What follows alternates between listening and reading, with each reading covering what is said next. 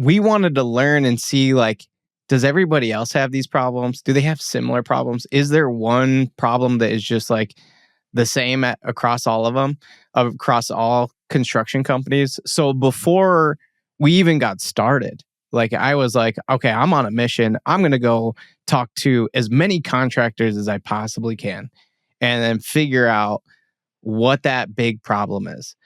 I ended up talking to and I mean, I had a team too. Like, we had a few people. We were all reaching out to contractors, bringing them in, and we ended up talking to over 200 contractors and understanding what their problems were. And when they told us all their problems, a lot of it came down to, well, we have, not only is it hard to do time tracking, either they were doing some sort of like low end software that wasn't for construction, just to kind of clock in and clock out. But then there were still some manual processes, or they were writing them down in spreadsheets, or they were using Google Sheets. A lot of it just, we understood that there's no template in construction. Every contractor works totally different, unless they're like related, and then they're like forcing them to do it their way.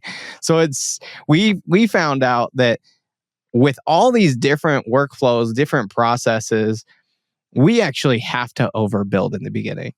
And we have to make it so when they come to us and tell us how they operate, we can configure the app exactly how they want to operate. So if John, Steve, and Barry need to just clock in individually, and then a super or a foreman just need to approve that time, and then it automatically gets to the back office, boom, that's their process.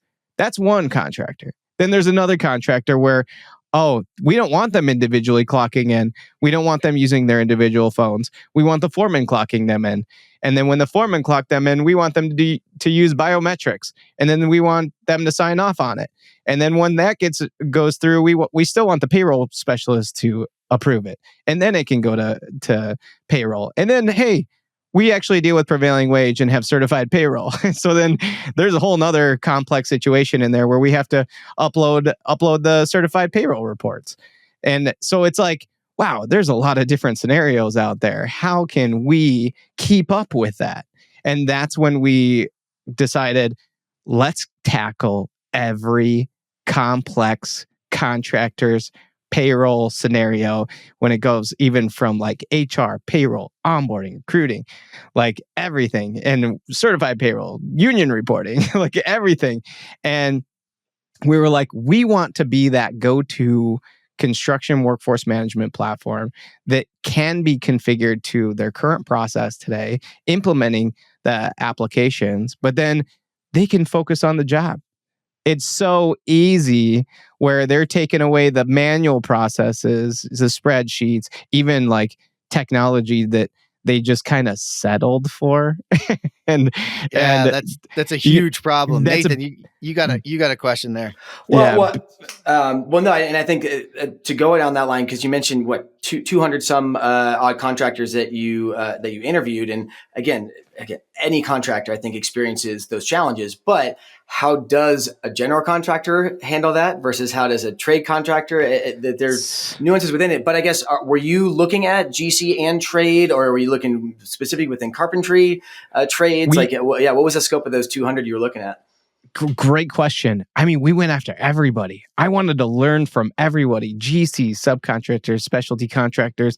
I mean, roofing, HVAC, electrical, concrete, painting, like everything, like drywall. We talked to everyone and got all these insights. What we found, and even from like the GC level, getting the hours from all the subs to the GCs so they can get some costing in the back end. Like, can we help out everybody? And the answer was yes. And it was just trying to streamline that data collection, but also making it adoptable. Nobody wants big tech in the field. That has to be basic, but then at the same time, it's basic blocking and tackling for your business, where the application's doing the work for them. It might seem like it's a lot of technology, but in the end, it's not.